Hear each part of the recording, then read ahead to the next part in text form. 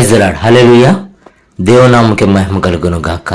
ఈ సమయంలో word of God fellowship channel వీక్షిస్తున్న మీ అందరికీ కూడా ప్రభువైన యేసుక్రీస్తు వారి నామంలో నా యొక్క శుభాభివందనాలు తెలియజేసుకుంటూ ఉన్నాను. ఈ సమయంలో మనము ఎఫెసీయులకు రాసిన పత్రిక 6వ అధ్యాయము 12వ వచనాన్ని ధ్యానం చేద్దాము. ఎఫెసీయులకు రాసిన పత్రిక 6వ అధ్యాయము 12వ వచనం. ఏలయనగా మనము పోరాడునది శరీరులతో కాదు గాని ప్రధానులతోనూ అధికారులతోనూ ప్రస్తుత అంధకార సంబంధులకు లోకనాథులతోనూ ఆకాశ మండలమందున్న దురాత్మల సమూహములతోనూ పోరాడుచున్నాము.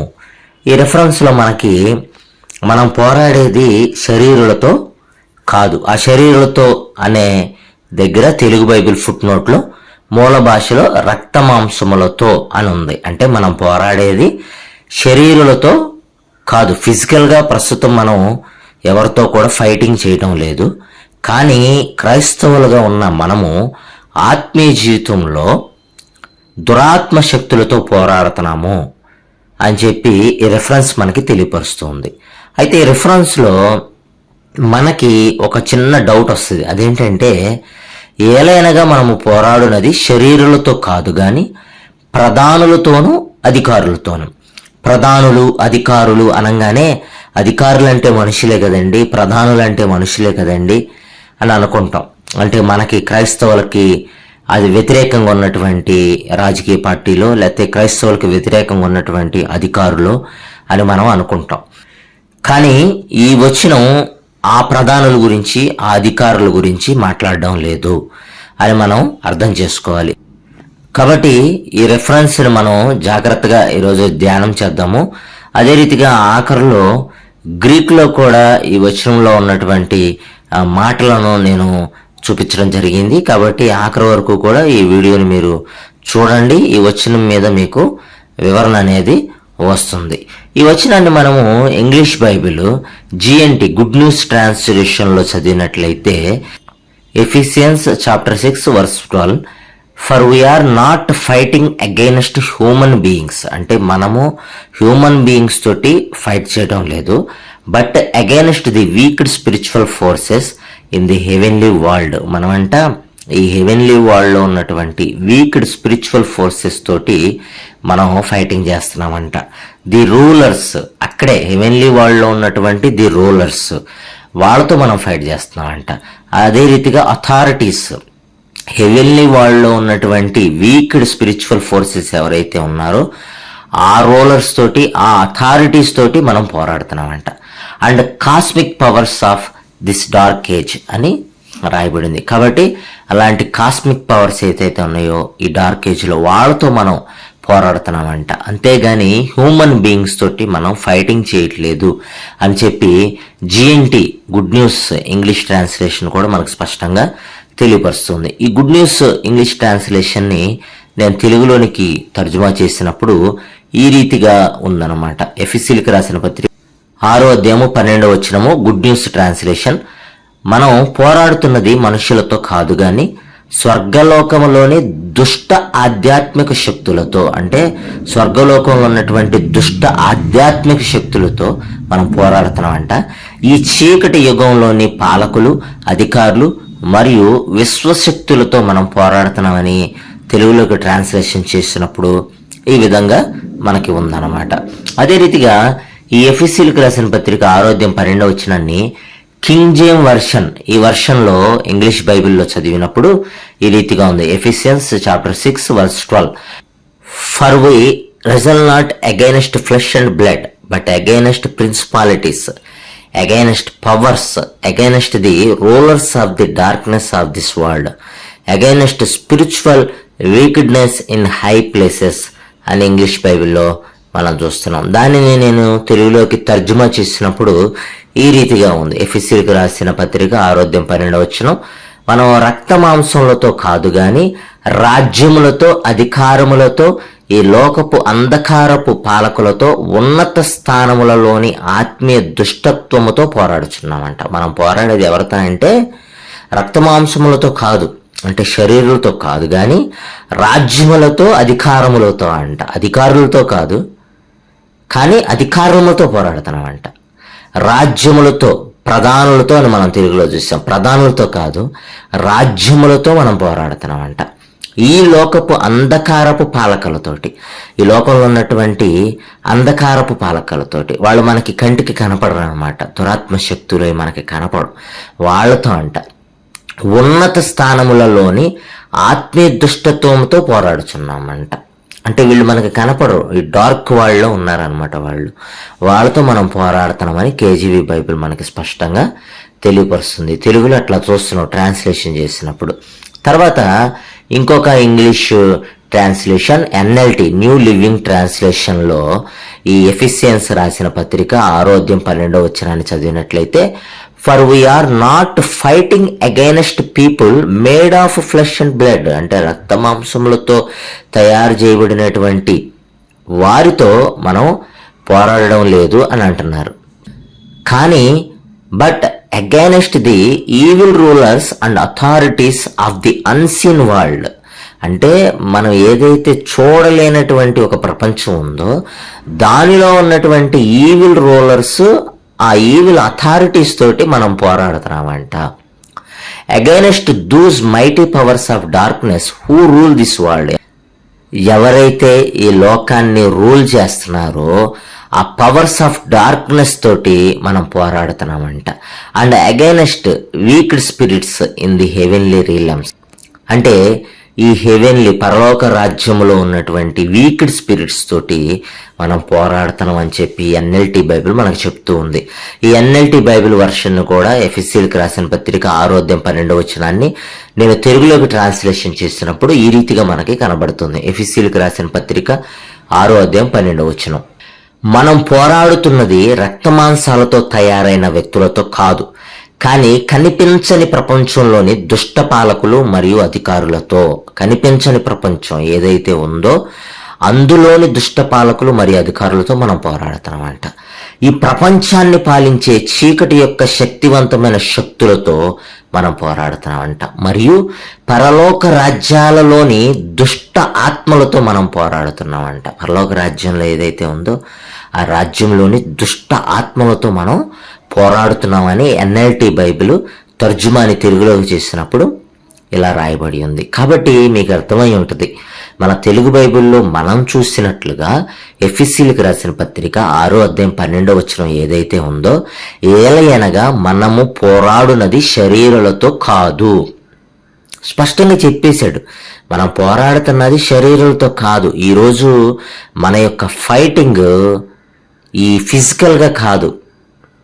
మన సహోదరులు కానివ్వండి, చుట్టాలు కానివ్వండి, బంధువులు కానివ్వండి, కొలీగ్స్ కానివ్వండి, ఎవరితో అన్నా కానివ్వండి, ఈరోజు మన ఫైటింగ్ ఎవరితో చేస్తున్నామంటే ఫిజికల్ బాడీస్తో మనం చేయట్లా, హ్యూమన్ బీయింగ్స్తో మనం చేయడం లేదు, అంతకు మించిన వారితో మనం చేస్తున్నాము. అది మనం గ్రహించుకోవాలి. పాపంలో పడేయడానికి ప్రయత్నించేది ఈ దురాత్మ శక్తులే, ఈ అంధకార సంబంధులకు లోకనాథులే. వీరే మనల్ని పాపంలో పడేయడానికి ప్రయత్నిస్తూ ఉన్నారు. నిత్యము కూడా 24/7 మనల్ని నాశనం చేయాలని ఆత్మీయ జీవితంలో ఈ దురాత్మ శక్తులు ప్రయత్నిస్తూనే ఉంటాయి. ప్రార్థనలో, వాక్యములో ఎదగనీయకుండా నీ కుటుంబంలో అలజడి తీసుకొచ్చేది ఈ దురాత్మ శక్తులే. కాబట్టి మనం పోరాడుతున్నది మనుషులతో కాదు అని గుర్తుంచుకోండి. అందుకే యేసుక్రీస్తు ప్రభువు వారు అంటారు కదా, మెలకువగా ఉండి ప్రార్థన చేయడి, మీరు శోధనలో ప్రవేశించకుండానట్లు మెలకువగా ఉండి ప్రార్థన చేయడి అని యేసుక్రీస్తు ప్రభువు వారు చెప్పారు. ఎందుకో తెలుసా? బీ అలర్ట్, ఎప్పుడు అలర్ట్గా ఉండాలి ఈ దురాత్మ శక్తులతోటి. ఎప్పుడు నిన్ను పాపంలోకి లాగేస్తాయో, ఎప్పుడు నీ చేత తప్పు చేయిస్తాయో నీకే తెలియదు. అంత టాక్టిక్స్గా అవి ప్రయత్నిస్తాయి అన్నమాట. కాబట్టి ఈ ఎఫెసీయులకు రాసిన పత్రిక 6:12 మనం చూస్తున్నాం కదా, ఏలయనగా మనం పోరాడునది శరీరులతో కాదు గాని ప్రధానులతోనూ అధికారులతోనూ. ఈ ప్రధానులు, అధికారులు అనగానే మనం జనరల్గా మనుషులే అనుకుంటాం, హ్యూమన్ బీయింగ్సే అనుకుంటాం. కానీ ఈ ప్రధానులతోనూ అధికారులతోనూ అంటే తెలుగు బైబిల్లో ట్రాన్స్లిటరేషన్లో తప్పు ఉందండి. కానీ బైబిల్లో తప్పు లేదు, అంటే వాక్యములో తప్పు లేదు. మీరు గమనించుకోండి, వాక్యములో తప్పు లేదు, ట్రాన్స్లిటరేషన్లో తప్పు ఉంది. అందుకే గ్రీక్ బైబిల్లో, ఎందుకంటే క్రొత్త నిబంధన గ్రీక్ లాంగ్వేజ్లో రాశారు కాబట్టి గ్రీక్ బైబిల్లో, అదే రీతిగా ఇతర ఇంగ్లీష్ ట్రాన్స్లేషన్స్లో మనం చూసినప్పుడు ఈ ప్రధానులు అనేవాళ్ళు, అధికారులు అనేవాళ్ళు ఈ కనిపించని లోకానికి సంబంధించిన వారు, ఈవిల్ స్పిరిట్స్ అని మనకు అర్థమైంది అన్నమాట. మనం చూసాం కదా రకరకాల తర్జుమాలలో మనకు అర్థమైంది. కాబట్టి తెలుగు బైబిల్ కూడా మీరు ఫస్ట్ పేజీలో చూస్తే ఆదిమ హిబ్రూ గ్రీక్ నుండి తర్జుమా చేయబడింది అని రాయబడి ఉంటుంది తెలుగు బైబిల్ ఫస్ట్ పేజీలో. కాబట్టి ట్రాన్స్లిటరేషన్స్లో తప్పులు ఉన్నాయి కానీ బైబిల్ వాక్యంలో తప్పులు లేవండి.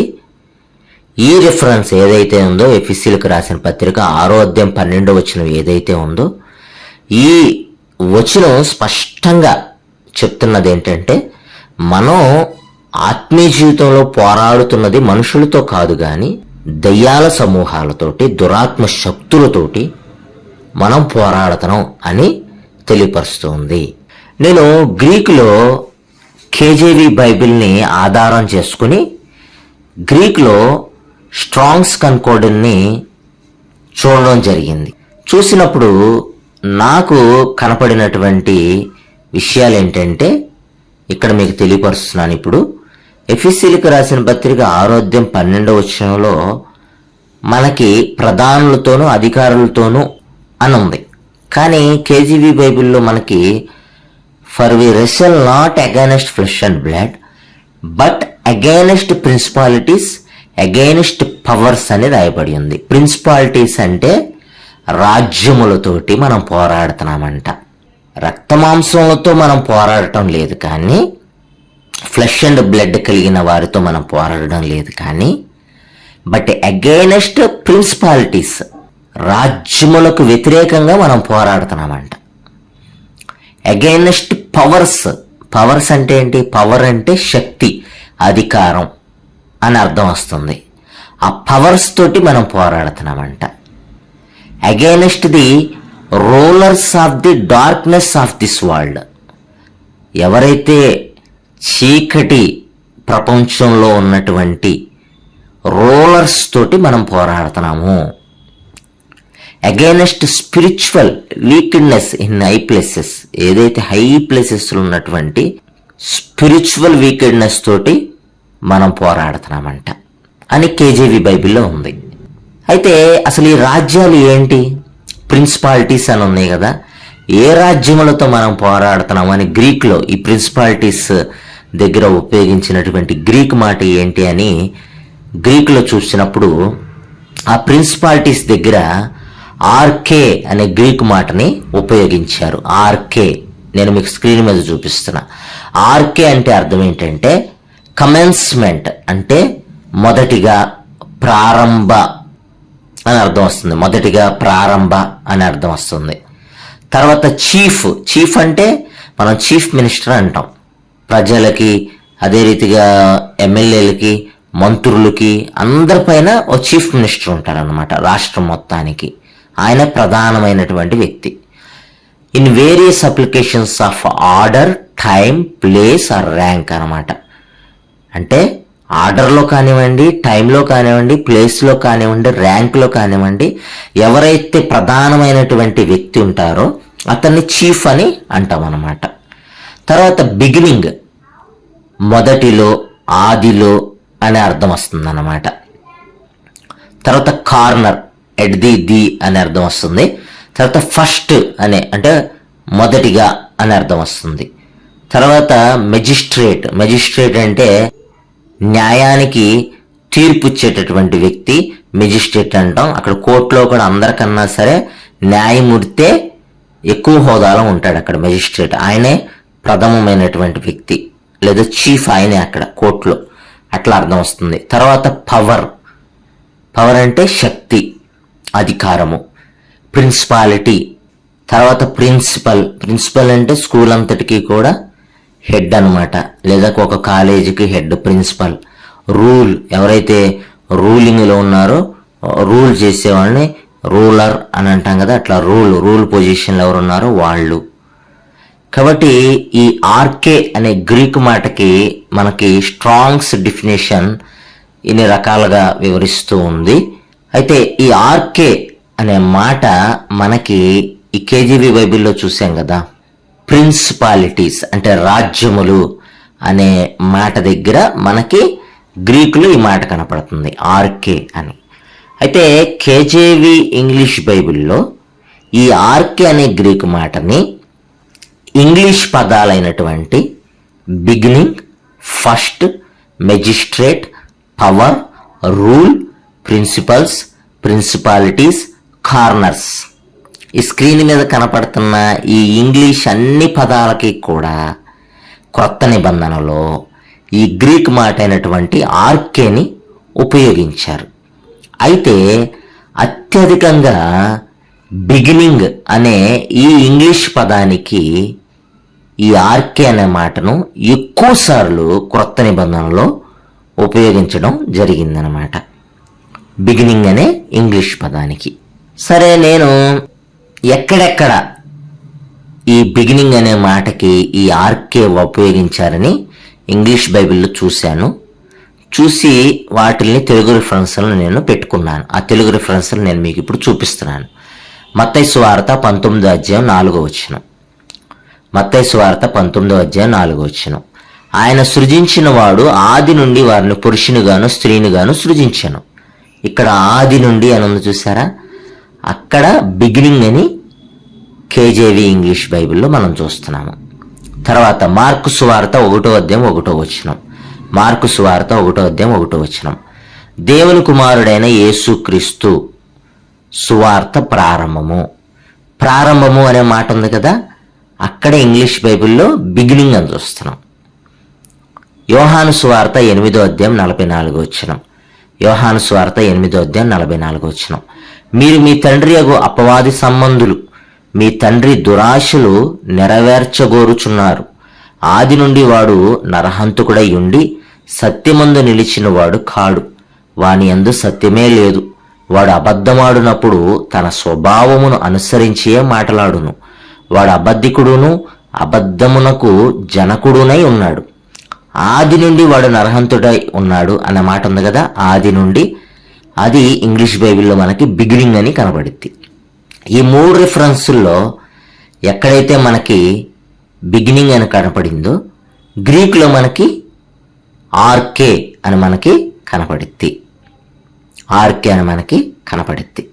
అంటే ఈ కేజేవి ఇంగ్లీష్ బైబిల్లో మనం చూసాం కదా, ప్రిన్సిపాలిటీస్ రాజ్యములు అని. ప్రారంభము నుండే ఆర్కే అనే మాట అదే కదా, ప్రారంభము అని సూచిస్తుంది ఆర్కే అనే మాట. ఆది నుండి అని సూచిస్తుంది, మొదటి నుండి అని సూచిస్తుంది. అంటే ఈ దురాత్మ శక్తుల రాజ్యములు మొదటి నుండే ఉన్నాయి అన్నమాట, ఆది నుండే ఉన్నాయి. ఈ రాజ్యము ప్రారంభం నుండే ఈ రాజ్యాలు ఉన్నాయి. ఆ రాజ్యములతోటి మనం పోరాడుతున్నామంట అనే అర్థము మనకి వస్తుంది. తర్వాత కేజేవి బైబిల్లో ప్రిన్సిపాలిటీస్ తర్వాత అగైనెస్ట్ పవర్స్, మొదటేమో అగైనెస్ట్ ప్రిన్సిపాలిటీస్ తోటి మనం పోరాడుతున్నామని చూసాం, రాజ్యములతోటి పోరాడుతున్నాము. తర్వాత అగైనెస్ట్ పవర్స్ తోటి మనం పోరాడుతున్నామంట. అగైనెస్ట్ పవర్స్ అంటే శక్తులతోటి మనం పోరాడుతున్నామంట, లేదా అధికారములతోటి మనం పోరాడుతున్నామంట. పవర్స్ అంటే అర్థం అదే. ఆ పవర్స్ అనే మాటను కూడా నేను గ్రీకులో చూసినప్పుడు గ్రీకులో ఈ రీతిగా రాయబడి ఉంది. పవర్స్ అనే మాటకి గ్రీకులో ఎక్సోసియా అనే గ్రీకు మాట మనకి కనబడుతుంది. ఎక్సోసియా అంటే స్ట్రాంగ్ డెఫినేషన్ చాలా చూపించారు, అవన్నీ కూడా నేను మీకు ఇక్కడ చూపిస్తున్నాను. Power, authority, jurisdiction, liberty, right, strength, ఇలా చాలా అంటే చాలా అర్థాలు చూపించారు. అయితే కేజేవి ఇంగ్లీష్ బైబిల్లో ఈ 3 స్క్రీన్ మీద చూపిస్తున్నటువంటి ఈ 3 ఇంగ్లీష్ పదాలకు ఈ ఎక్సోసి అనే గ్రీక్ మాటని వాడారు. అథారిటీ, పవర్, జ్యూరిస్డిక్, ఈ 3 పదాలకి కూడా ఇంగ్లీష్ పదాలకు ఎక్సోసి అనే గ్రీక్ మాటని వాడారు. ఈ 3 పదాల్లో పవర్ అనే ఈ ఇంగ్లీష్ పదానికి ఎక్కువ సార్లు ఎక్సోసి అనే గ్రీకు పదాన్ని వాడారు. మనకి ఇంగ్లీష్ బైబిల్లో ఈ పవర్ అనే మాట ఎక్కువసార్లు కనబడిద్ది. పవర్ అంటే శక్తి, అధికారం అని మనకి తెలుసు. పవర్స్ అంటే శక్తులు, అధికారములు అని మనం అర్థం చేసుకోవచ్చు. దీనికి సంబంధించిన రెఫరెన్సులు కూడా నేను చూద్దామని గ్రీకులో చూసినప్పుడు కొన్ని రెఫరెన్సులు కనపడి వాటిని నేను మీకు తెలుగులో చూపిస్తున్నాను. మార్కు సువార్త 2వ అధ్యాయం 10వ వచనాన్ని చదివితే, అయితే పాపములు క్షమించుటకు భూమి మీద మనుష్య కుమారునికి అధికారము కలదని మీరు తెలుసుకొనవలనని వారితో చెప్పాను. అధికారము అనే మాట ఉంది కదా, అంటే యేసుక్రీస్తు ప్రభువు వారికి పాపాలను క్షమించడానికి అధికారము కలదు. ఆ అధికారం అనే మాట దగ్గర కేజేవి ఇంగ్లీష్ బైబిల్లో పవర్ అని రాయబడి ఉంది. యేసుక్రీస్తు ప్రభువు వారికి ఆ శక్తి ఉందంట, పాపాలను క్షమించే శక్తి ఉంది అని రాయబడి ఉంది. గ్రీకులో అయితే ఎక్సోసియా అని రాయబడి ఉంది. లూకాసు వార్త 4వ అధ్యాయము 5వ వచనం నుంచి 8వ వచనం దాకా చదువుకుందాం. లూకాసు వార్త 4వ అధ్యాయం 5వ వచనం నుంచి 8వ వచనం దాకా చదువుకున్నట్లయితే, అప్పుడు అపవాది ఆయనను తీసుకొని పోయి భూలోక రాజ్యములన్నిటినీ ఒక నిమిషంలో ఆయనకు చూపించి, ఈ అధికారమంతయు, ఏది సాతాన్ అధికారమంతయు అనే మాట ఉంది కదా, ఆ అధికారమంతయు అనే మాట దగ్గర ఇంగ్లీష్ బైబిల్లో పవర్ అని చూస్తాం మనం. గ్రీకులో అయితే ఎక్సోసియా అని చూస్తాం. ఈ రాజ్యములు మహిమయు నీకు ఇత్తును, అది నాకు అప్పగింపబడి ఉన్నది, అది ఎవనికి నేను ఇయ్యగోరుదునో వానికిత్తును, కాబట్టి నీవు నాకు మొక్కితివా, ఇదంతయు నీ దగ్గర ఆయనతో చెప్పాను. అందుకు యేసు, నీ దేవుడైన ప్రభువునకు మొక్కి ఆయనను మాత్రము సేవింపవలను అని వ్రాయబడి ఉన్నదని వానికి ప్రత్యుత్తరం ఇచ్చాను. యేసుక్రీస్తు వారు సాతానికి మొక్కలేదు. బైబిల్ రెఫరెన్స్ చూపించి, ధర్మశాస్త్ర గ్రంథంలోని రెఫరెన్స్ని చూపించి దేవుడికి మాత్రమే మొక్కాలి అని చెప్పారు. సాతాన్ ఏం చేసింది? యేసుక్రీస్తు వారికి ఆఫర్ ఇచ్చింది, ఇదిగో ఈ లోక అధికారం అంతా కూడా నీకు ఇస్తాను, నువ్వు నాకు మొక్కితే అని. ఆ లోక అధికారం, ఆ అధికారం అనే మాట దగ్గర మనకి ఇంగ్లీష్ బైబిల్లో పవర్ అని ఉండిద్ది అనమాట. తర్వాత అపోస్తుల కార్యముల గ్రంథం 26వ అధ్యాయం 16వ వచనం నుంచి 18వ వచనం దాకా చదువుకుందాం. అపోస్తుల కార్యముల గ్రంథం 26వ అధ్యాయం 16వ వచనం నుంచి 18వ వచనం దాకా. నీవు నన్ను చూచి ఉన్న సంగతిని గుర్చియు, నేను నీకు కనబడబోవు సంగతిని గుర్చియు, నిన్ను పరిచారకునిగాను సాక్షినిగాను నియమించుటకై కనబడి ఉన్నాను. నీవు లేచి నీ పాదములు మోపి నిలువుము, నేను ఈ ప్రజల వలనను అన్యజనుల వలనను హాని కలగకుండా నిన్ను కాపాడదను. వారు చీకటిలో నుండి వెలుగులోనికి, సాతాను అధికారం నుండి దేవుని వైపునకు తిరిగి నా యందలి విశ్వాసము చేత పాపక్షమాపణను, పరిశుద్ధపరచబడిన వారిలో స్వాస్యమును పొందినట్లు వారి కన్నుల తెరచుటకై నేను నిన్ను వారి యొద్దకు పంపిదనని చెప్పాను. యేసుక్రీస్తు వారు దమస్క మార్గమున అపోజిట్ అయిన పౌలు గారికి చెప్తున్న మాటలు ఇవి.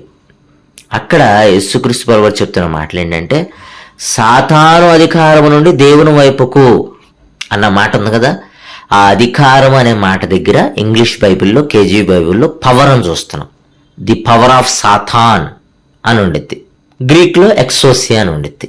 కాబట్టి పౌలు వచ్చి ఈ సాతాను అధికారంలో ఉన్న వాళ్ళందరికీ కూడా సువార్త ప్రకటించినప్పుడు వాళ్ళందరూ కూడా దేవుని వైపు తిరుగుతారన్నమాట అని పౌలుతో ఆయన మాట్లాడుతున్న మాటలు, యేసుక్రీస్తు ప్రభువు వారు మాట్లాడుతున్నటువంటి మాటలు అవి.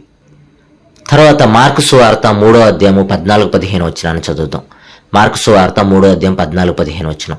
వారు తనతో కూడా ఉండనట్లును దయ్యములను వెళ్ళగొట్టు అధికారము గలవారై స్వార్థ ప్రకటించుటకును వారిని పంపవలనని ఆయన 12 మందిని నియమించారు. యేసుక్రీస్తు ప్రభువు వారు ఒక 12 మంది శిష్యులను ఎంచుకున్నారు. వాళ్ళకి దెయ్యాలను వెళ్ళగొట్టే అధికారము ఆయన ఇచ్చాడు, ఇచ్చి వాళ్ళని పంపించాడు. ఇది ఇంగ్లీష్ బైబిల్లో మనకి కేజీవి బైబిల్లో have power to heal sickness అని రాయబడి ఉంది. అంటే వాళ్ళకి ఈ సిక్నెస్లో ఉన్న వాళ్ళని హీల్ చేసే పవర్ని ఆయన ఇచ్చి పంపించాడు. అదే రీతిగా and to cast out devils, దెయ్యాల్ని వెళ్ళగొట్టేటటువంటి శక్తిని వారికి ఇచ్చి పంపించాడు ఆయన అని మనం చూస్తున్నాం కేజీవి బైబిల్లో. ఆ శక్తిని ఆయన ఇచ్చాడంట, ఆ పవర్ని ఆయన ఇచ్చాడంట వాళ్ళకి. గ్రీకులో అయితే ఎక్సోసియా అని రాయబడి ఉంది. ఈ పవర్కి సంబంధించి గ్రీకులో ఎక్సోసియా అని రాయబడి ఉంది. ఎక్సోసియా అంటే కూడా అర్థం ఇదే, పవర్, అథారిటీ, అధికారము లేదా శక్తి అని అర్థం వస్తుంది అన్నమాట. తర్వాత రోమిలకు రాసిన పత్రిక 13వ అధ్యాయము 1-2-3 వచనాలు చదువుదాం. రోమిలకు రాసిన పత్రిక 13వ అధ్యాయము 1-2-3 వచనాలు చదివినట్లయితే, ప్రతివాడును పై అధికారులకు లోబడి ఉండవలను, ఏలయనగా దేవుని వలన కలిగినది తప్ప మరి ఏ అధికారమును లేదు. ఉన్న అధికారములు దేవుని వల్లనే నియమింపబడి ఉన్నవి.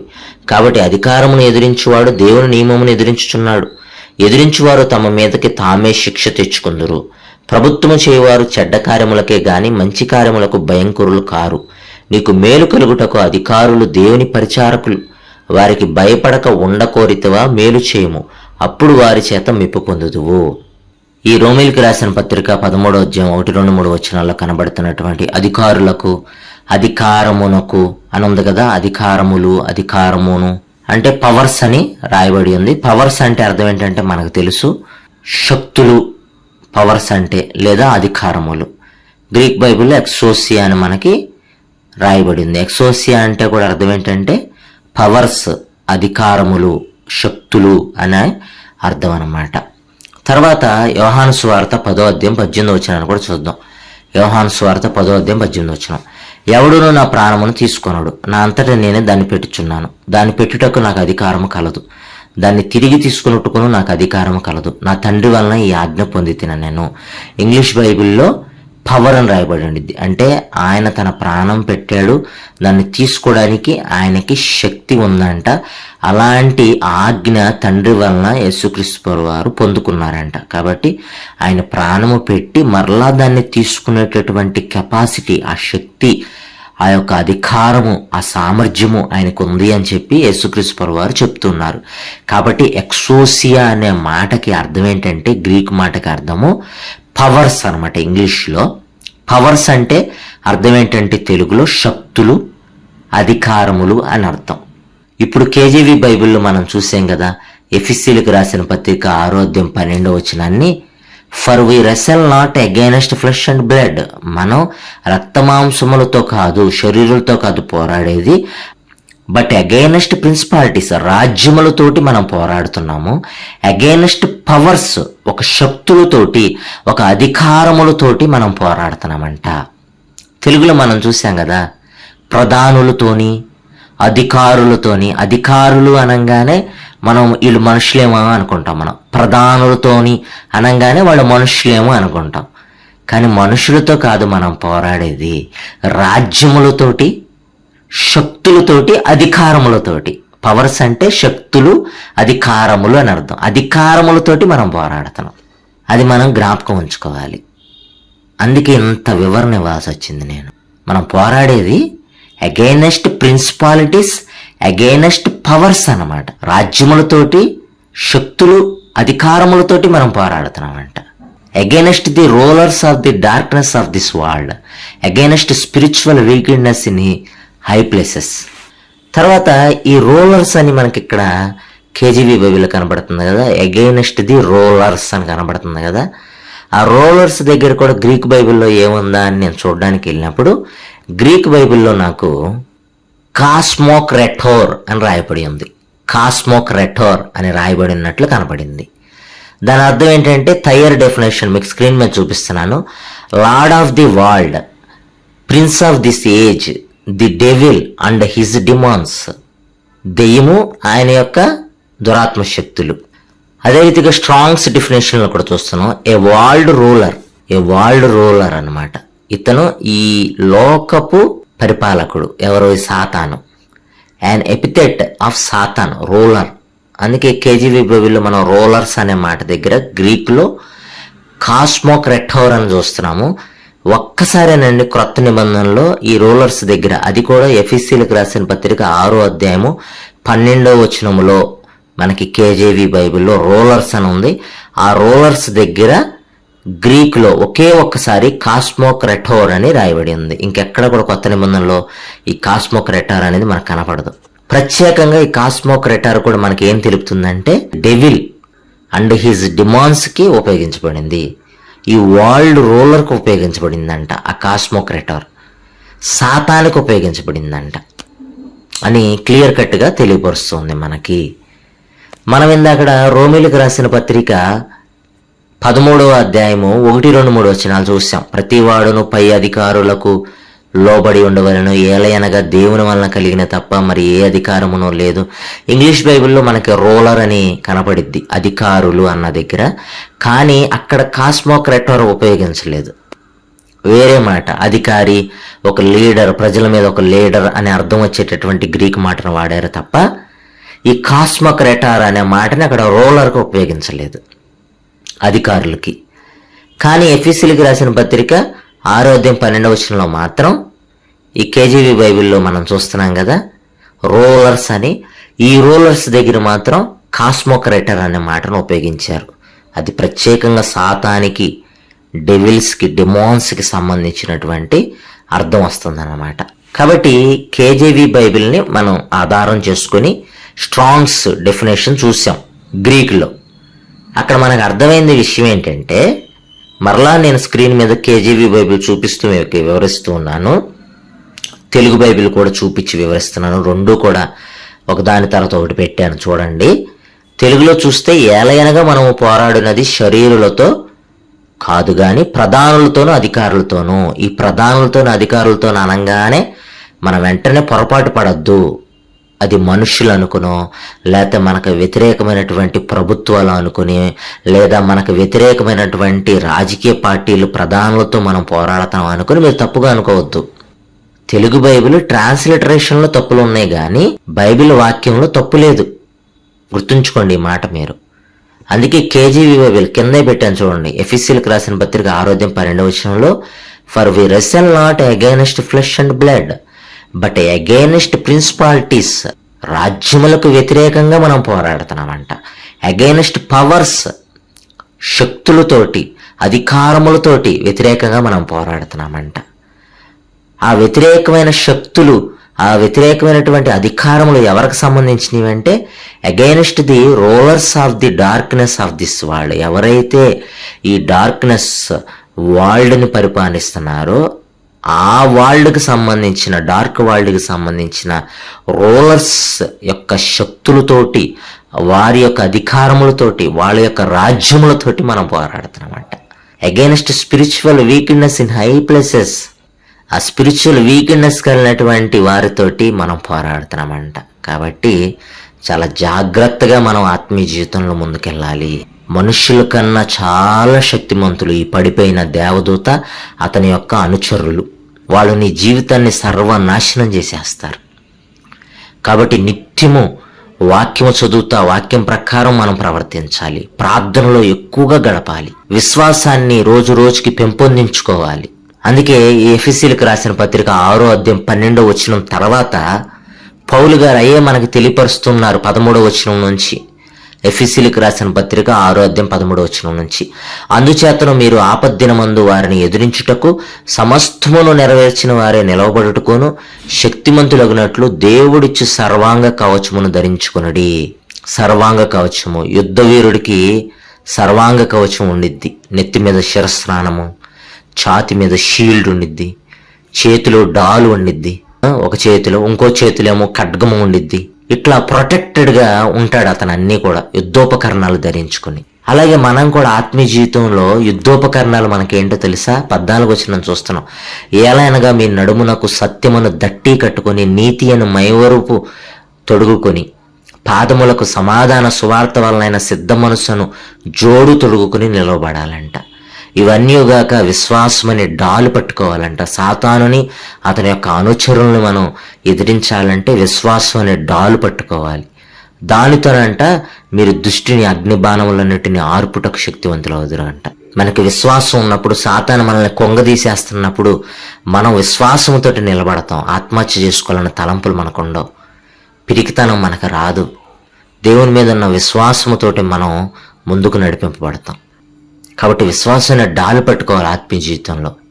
మరియు రక్షణ అనే శిరస్నానము, మరి ముఖ్యంగా రక్షణ మనకి అవసరం. రక్షణ ఉన్నప్పుడు నువ్వు శారీరకంగా చచ్చిపోయినా సరే ఆత్మీయంగా నువ్వు క్రీస్తు రాజ్యంలో చేర్చబడతావు. రక్షణ లేదనుకోండి, సాతాను నిన్నేం చేస్తుందో తెలుసా? రక్షణ పొందనీయకుండా చాలా మందిని సాతాను ఆత్మహత్య తలంపులు పెట్టేసేసి, పిచ్చి పిచ్చిగా వీటికి బానిసలు చేసేసి చచ్చిపోయేటట్లు చేస్తుంది. డైరెక్ట్ నరకానికి పోతాం. కాబట్టి రక్షణ చాలా అవసరం. దేవుని వాక్యం అనే ఆత్మ ఖడ్గమును ధరించుకోవాలంట. మనం వాక్యం అనే ఆత్మ ఖడ్గాన్ని పట్టుకోవాలి. వాక్యంతోటేనే కదా యేసుక్రీస్తు ప్రభువారు సాతాన్ని ఎదిరించారు. ఆయన 40 రోజులు ఉపవాసం ఉన్న తర్వాత మనం ఆ రెఫరెన్స్ని మనం చదివాం. పవర్స్ అనే దగ్గర గ్రీక్ మాటలో ఎక్సోసి అనే దగ్గర ఆ రెఫరెన్స్ని మనం చూసాం. సాతాను ఈ అధికారం అంతా, ఈ లోక అధికారం అంతా నీకు ఇచ్చేస్తాను అందే యేసుక్రీస్తు వారికి చూపించి. అధికారాన్ని నాకు అవసరం లేదన్నాడు యేసుక్రీస్తు వారు. కాబట్టి వాక్యం చేతనే మనం సాతాన్ని ఎదిరించగలం. కాబట్టి వాక్యాన్ని ఎక్కువగా చదువుతూ ఉండాలి, ధ్యానిస్తూ ఉండాలి. ఆత్మ వలన ప్రతి సమయమునందును ప్రతి విధమైన ప్రార్థనను విజ్ఞాపనం చేయొచ్చు. ప్రార్థన చాలా అవసరం. దేవునితో నీకు ఉన్నటువంటి సంబంధాన్ని తెలియపరుస్తుంది ప్రార్థన. ఒక కమ్యూనికేషన్ దేవునికి నీకు మధ్య ప్రార్థన అనేది. కాబట్టి ఆ కమ్యూనికేషన్ని మనం నిత్యము కూడా కలిగి ఉండాలన్నమాట దేవునితోటి. ఆ విషయమే సమస్త పరిశుద్ధుల నిమిత్తమును పూర్ణమైన పట్టుదలతో విజ్ఞాపనం చేయొచ్చు. మెలకువగా ఉండు అంటే ఏంటో తెలుసా? ఈ స్పిరిచువల్ వార్ఫేర్లో మనం నిత్యము కూడా అప్రమత్తంగా ఉండాలి. ఎందుకంటే మనం పోరాడేది హ్యూమన్ బీయింగ్స్తో కాదు, ఫ్లెష్ అండ్ బ్లడ్తో కలిగి ఉన్నటువంటి శరీరులతో కాదు, డార్క్ వరల్డ్లో, అన్సీన్ వరల్డ్లో ఉన్నటువంటి ఈవిల్ స్పిరిట్స్ తోటి, డెమాన్స్ తోటి, డెవిల్ తోటి, అన్సీన్ వరల్డ్ని పరిపాలిస్తున్నటువంటి రూలర్స్ తోటి, వారి ప్రిన్సిపాలిటీస్, వాళ్ళ రాజ్యములతోటి, వారి పవర్స్, వారి శక్తులు, అధికారములతోటి మనం పోరాడుతున్నామంట. కాబట్టి జాగ్రత్తగా ఉంటారని తెలియపరుచుకుంటూ, ఈ వచనాన్ని దయతో తప్పుగా అర్థం చేసుకోరని, మీకు అర్థమైందని తెలియపరచుకుంటూ, ఈ కొద్ది మాటలు దేవుడు మన వెనుకల్లో దీవించును గాక. ఆమేన్.